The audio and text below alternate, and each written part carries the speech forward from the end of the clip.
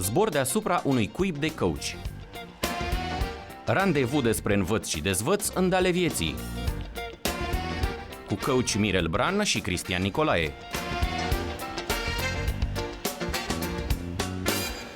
Dacă vreți să zburați puțin, ați ajuns unde trebuie. Bine ați venit la emisiunea Zbor deasupra unui cuib de coach. Sunt Mirel Bran și timp de o jumătate de oră vă propun să rămâneți printre coach.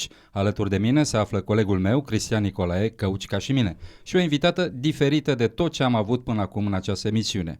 Olga Oltean, o pasionată de meditații de tot felul. Și dacă tot e Crăciunul, am zis să visăm puțin. Olga Oltean se pricepe foarte bine să vă facă să visați. Mai întâi de toate, s-a ocupat de leasing și de vânzări.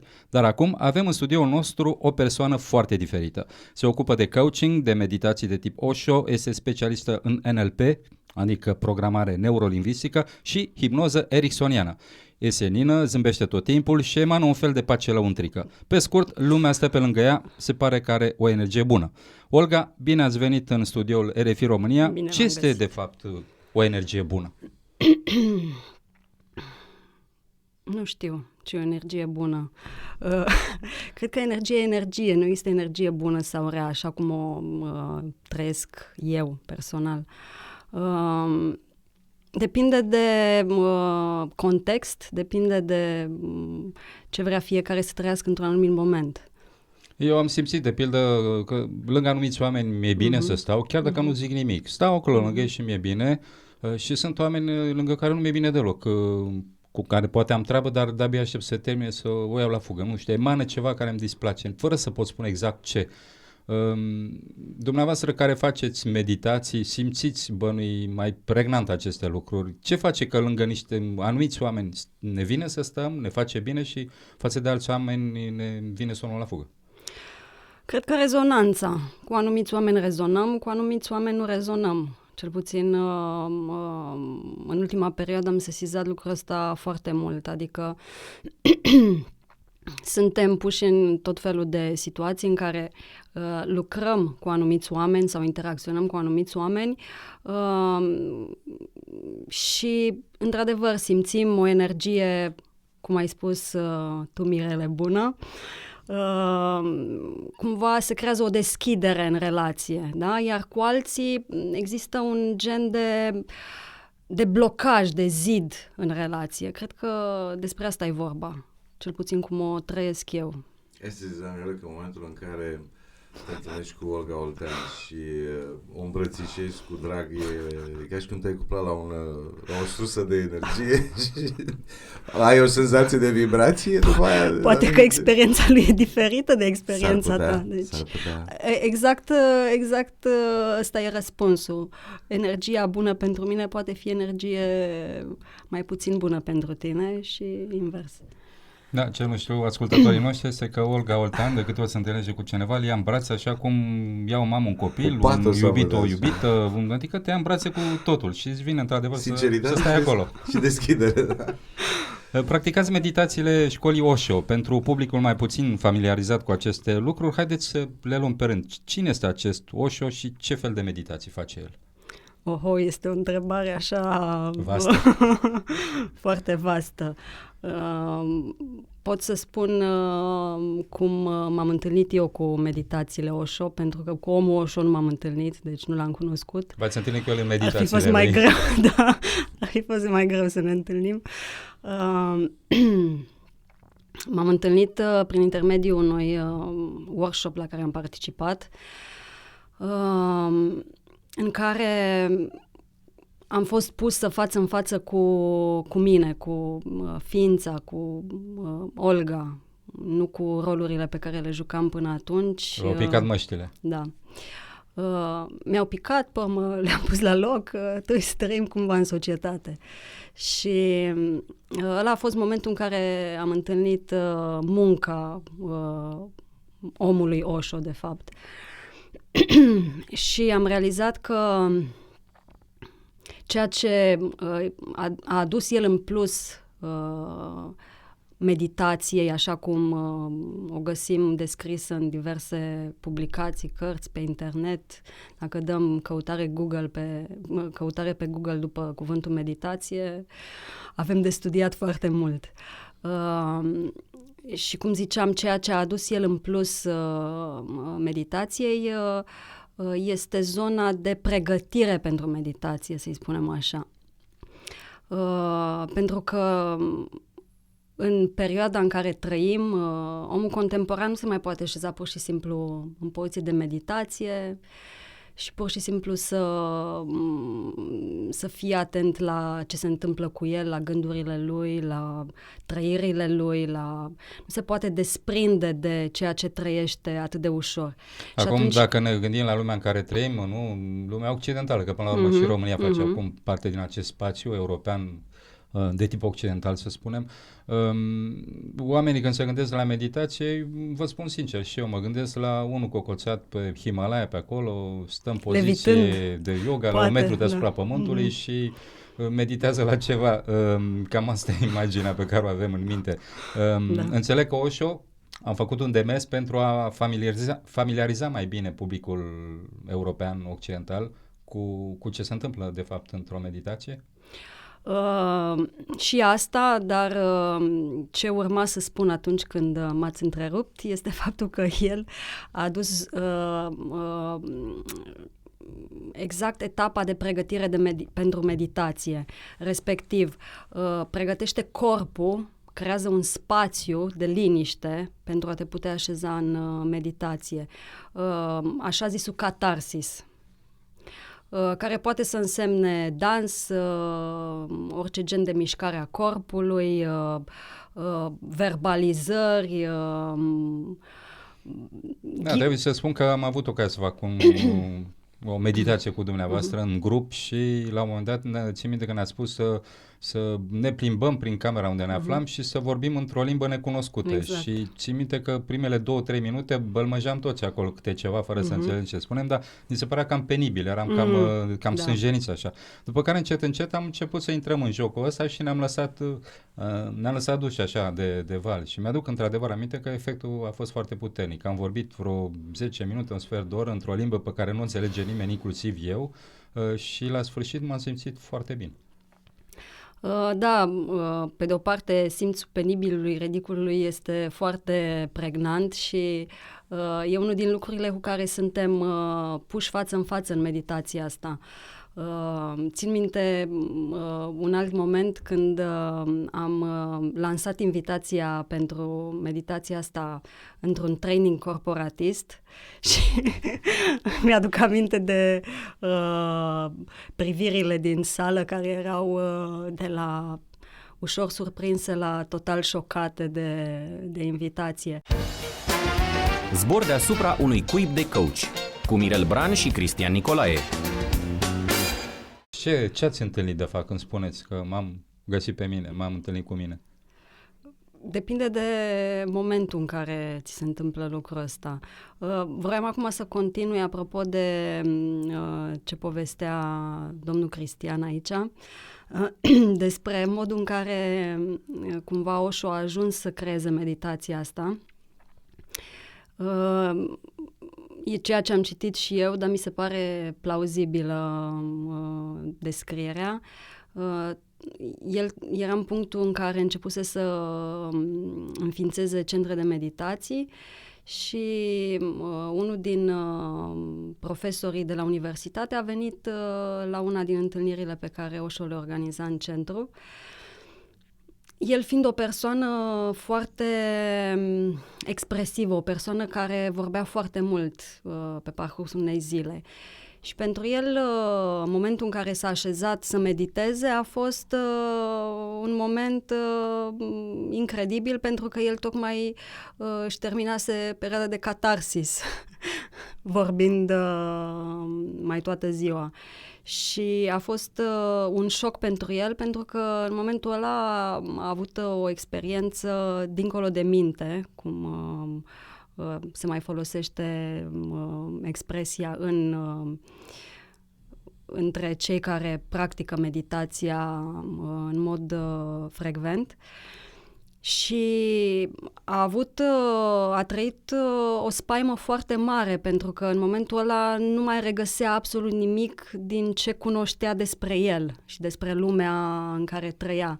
Și a luat-o la fugă, s-a ridicat efectiv... Fizic, a luat-o la fugă. Fizic, s-a ridicat, exact, în plină meditație și a fugit din sală. Și Osho s-a dus după el și a aflat care e de fapt motivul pentru care a fugit. Și încet a integrat meditația în viața lui, înțelegând că de fapt nu însemna anihilarea lui ca și individ, ci un gen de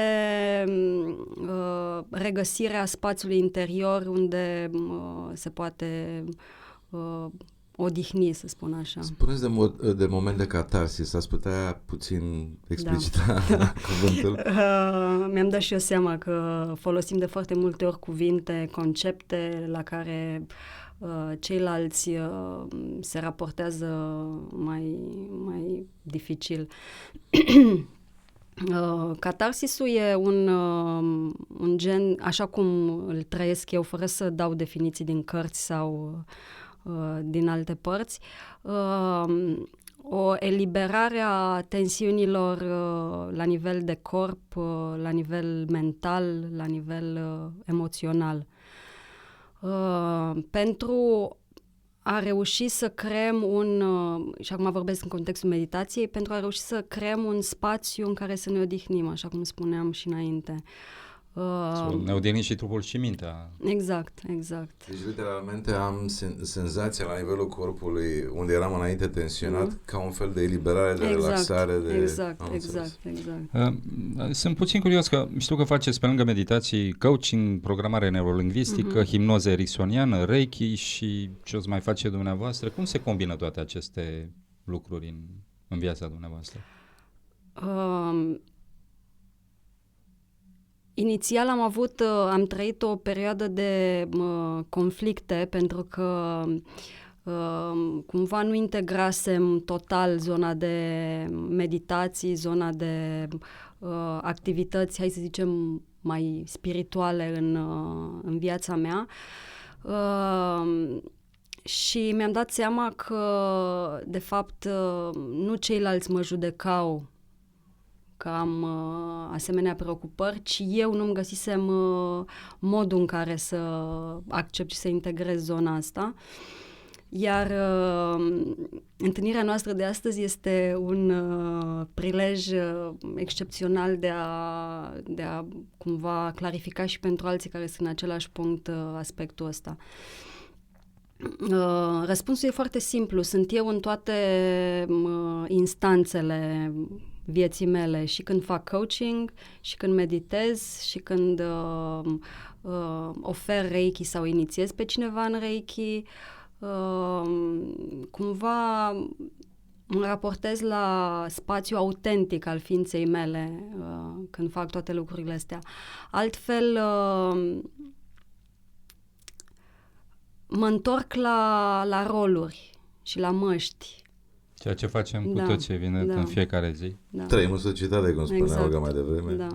Sunt curios, ce este această hipnoză ericksoniană? Știți, când eram copil și am auzit prima dată de hipnoză, m-am gândit că ar fi foarte tare să învăț treaba asta, să merg la o bancă, să-i hipnotizez pe toți și să plec cu banii. Puteți face așa ceva? Putea fi împreună un fel de Bonnie and Clyde, furăm din ochi. Din ochi?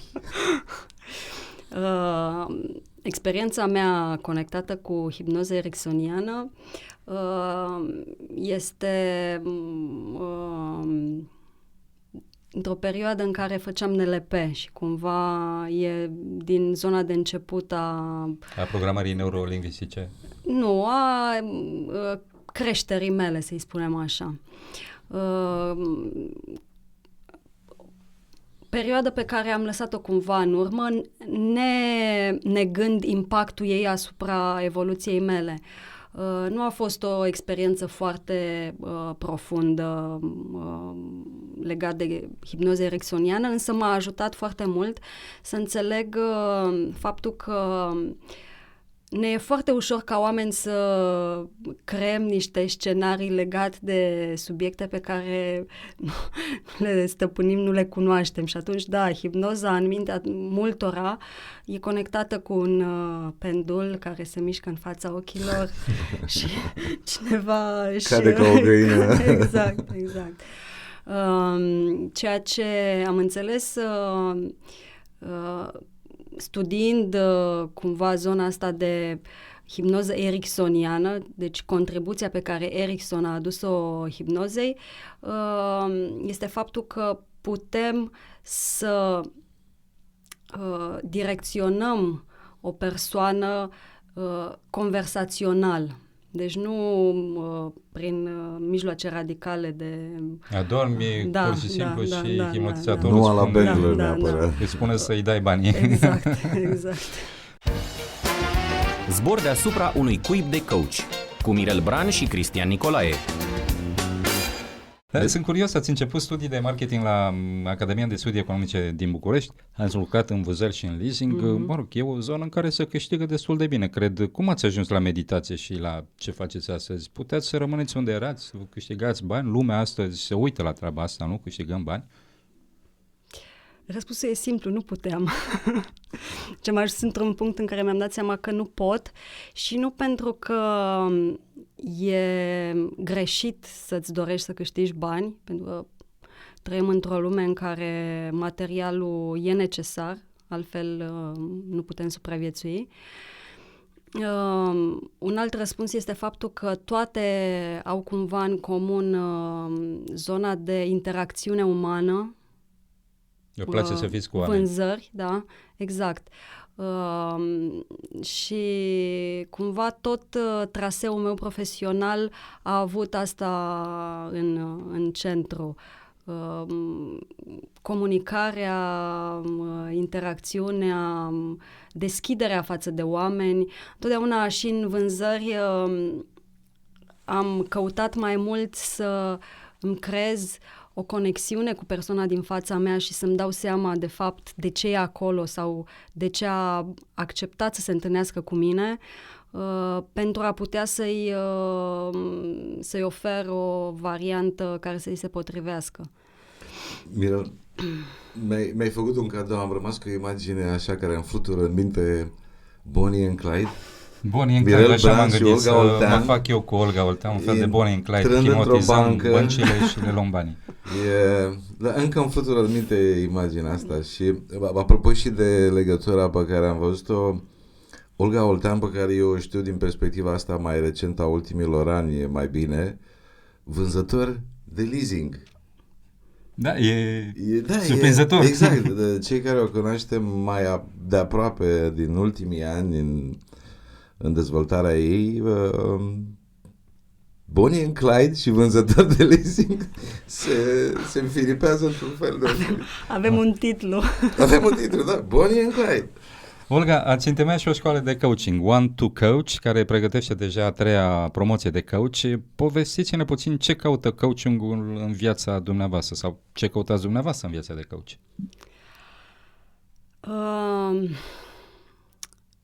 În primul rând am întemeiat o școală de coaching împreună cu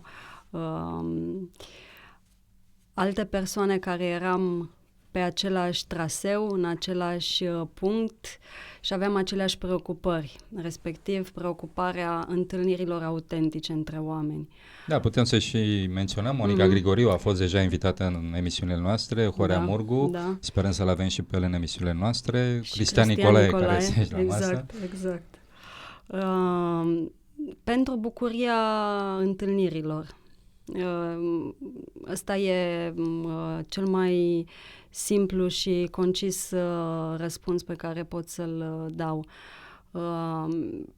Pentru redescoperirea bucuriei din noi, în momentul în care ne întâlnim. Ca să vorbim despre niște lucruri practice care ar putea interesa pe ascultătorii noștri, cei care se formează la școala One to Coach au posibilitatea de a da un examen care le permite să obțină o diplomă ANC, adică Autoritatea Națională pentru Calificări. E importantă o asemenea diplomă? Cât contează ea pentru un coach?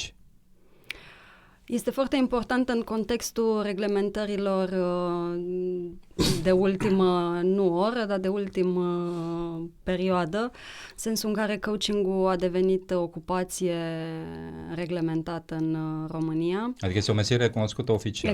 Exact. Cod 24-24-12. Avem oameni în echipă mult mai pragmatici care pot să răspundă acestei întrebări, dar da, e important dacă vrem să practicăm un coaching recunoscut și profesionist în România și în spațiul european. Da, cred că e important pentru ascultătorii pe care îi bate gândul să se formeze coaching poate într-o zi, să știe că există mai multe școli, mai multe formări în România, Corect. dar că este important să se informeze bine dinainte. Nu vreau să spun că One to Coach este cea mai tare și cea mai bună școală de coach din România, dar eu am trecut prin această școală și este, din punctul meu de vedere, o școală extrem de bine pusă la punct. Dar ce e important pentru cei care vor să facă acest lucru este să se informeze bine înainte, să știe că în spatele formării se află și o diplomă care e recunoscută oficial în România, că nu toate școlile din România oferă posibilitatea acestei diplome și să fie atent și la ce aleg în momentul în care se duc într-o formare. Un element remarcabil, Mila, și cred că merită menționat aici. Dacă ne gândim că la nivel de Europa există cam 7.000 de profesii catalogate, 4.000 de profesii din care sunt doar vreo 740 reglementate. Acum, dacă mergem mai departe și în România o profesie gen specialist în coaching este reglementată, ținând seama că în multe alte state europene nu este, arată cumva și grija comunității de coaching pentru această profesie. Exact. Preocuparea asta a fost foarte intensă în ultimul an, în anul 2014 a ieșit standardul ocupațional. Au fost oameni care au depus eforturi foarte, foarte mari în sensul ăsta și 2 dintre ei sunt chiar facilitatori în școala One to Coach, respectiv Horia Morgu și Monica Grigoriu. Deci preocuparea pentru niște standarde profesionale înalte există în școala One to Coach, pe lângă preocuparea de a pune studenții în contact cu coachul din ei. Zbor deasupra unui cuib de coach cu Mirel Bran și Cristian Nicolae. În România am avut deseori senzația că e foarte greu să organizezi oamenii, să-i pui împreună, să facă împreună ceva, să se lupte împreună pentru un interes comun. Așa am avut impresia. Iată că în coaching lucrurile se mișcă. Asociația Română pentru Coaching a reușit să impună autorităților această viziune, adică o recunoaștere oficială a acestei meserii de coach în România, ceea ce este o mare victorie, pentru că sunt multe țări în Uniunea Europeană mai dezvoltate economic decât România, care nu au recunoscut oficial această meserie. Deci România aici are un avans și acest avans e datorat muncii unor oameni care au stăruit în munca lor și în credința lor că se poate și iată au reușit. Este. Și muncă la propriu de și un mulțumesc din tot sufletul lor, adică autentic mulțumesc, pentru că suntem în momentul în care putem să afirmăm că da, avem o școală românească de coaching valoroasă și la asta contribuie toate școlile din piață, da? Și toți cei care se preocupă să țină standardul ridicat amintiți anterior și mulți alții care... Da, mai exista în anii trecuți o impresie de asta așa cumva, hai să nu zic niciun adjectiv. Ce faci? Uite, mă ocup cu coaching-ul și e o chestie trendy. Nu, în România e o chestie profesională față de alte metodologii care n-au generat o profesie catalogată de către statul român. Coaching-ul este, deci vorbim de lucruri foarte serioase. Da. Fără a fi foarte rigizi în seriozitate, pentru că nu e așa, coaching-ul Este o ocupație care scoate, de fapt, la suprafață cei mai buni în oameni și flexibilitatea și umorul sunt două lucruri esențiale. Chiar parcă aud acum, jingle bell, jingle bell, numai mâine nu-i poimine și vine Crăciunul. Ce vă place cel mai mult din ceea ce faceți? Din ceea ce fac când? Tot timpul. Îmi place recunoașterea zonei din care fac lucrurile. Cumva recunosc că am venit la întâlnirea noastră spunându-mi că e o ocazie foarte bună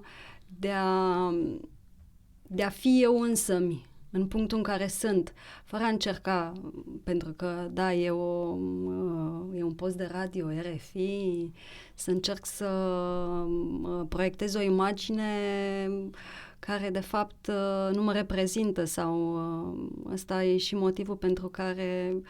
Ați descoperit că puteți fi bunii pe lângă Clyde. Exact, și autentică în același timp. Exact. Deci Bunii asta e, de fapt, Dacă ați fi președinta României, care ar fi primul lucru pe care l-ați face? Asta, da, provocare. În primul rând, nu cred că aș ajunge președintele României. Să ne imaginăm așa. Nu din... Poate că domnul Claus Iohannis nici dânsul nu credea acum 20 de ani că o să ajungă președintele României. Iată că a ajuns. Cred că aș face demersuri în direcția creșterii conștiinței populației, mai degrabă decât de a institui legi, a scoate noi reglementări, a mă preocupa să creez un sistem de justiție foarte bine pus la punct. Când vă gândiți, când spuneți a crește conștiința, cum ați formulat populația, la ce vă gândiți exact? Crea o societate lucidă.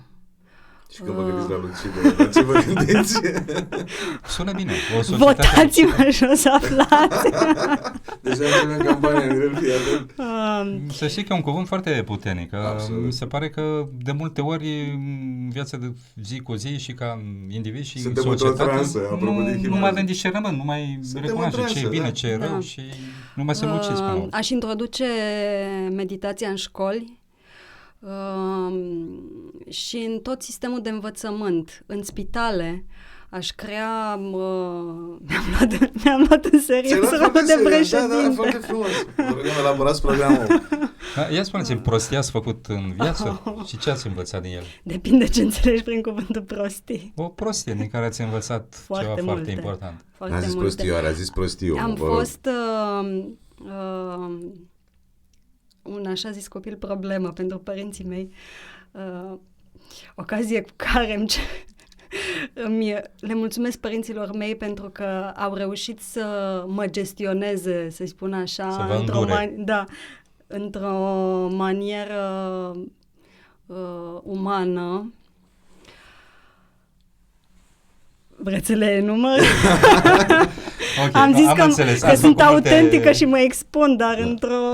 Ați făcut multe prostii, cu siguranță ați învățat din ele. Știți, noi vorbim aici între noi la aceste microfoane, dar să nu uităm că dincolo de acest studio în care suntem închiși, sunt poate sute de mii de ore care ne ascultă. Ce sfat l-ați da oamenilor care ne dau din timpul lor în acest moment ca să ne asculte? Ce sfat aș da pentru ce anume? Un sfat pentru oamenii care ne ascultă. Nu sunt în măsură să dau sfaturi și asta nu e neapărat conectat cu coaching-ul, pentru că în coaching nu se dau sfaturi. Ce sfat aș putea să-mi dau mie e conectat cu ce am discutat mai tot timpul până acum, e legat de a fi autentic și a fi onest față de tine însăți, depinde de persoană. Ăsta e punctul din care poate începe creșterea adevărată. Până când nu ajungi în punctul ăsta, cumva eforturile sunt zadarnice. Asta e ce am descoperit eu. Olga, vă mulțumim că ați fost astăzi cu noi. Dragi ascultători, ați ascultat-o pe Olga Oltean, o femeie care și-a dedicat viața meditațiilor și echilibrului interior, după care alergăm cu toții. O găsiți la școala One to Coach, iar pe internet la adresa 12coach.ro. Împreună cu Cristian Nicolae vă aștept vinerea viitoare de la 1:30 la 2. Să auzim de bine și opriți-vă puțin ca să aflați unde mergeți. Randevu despre învăț și dezvăț în ale vieții. Zbor deasupra unui cuib de coach cu Mirel Bran și Cristian Nicolae la RFI România.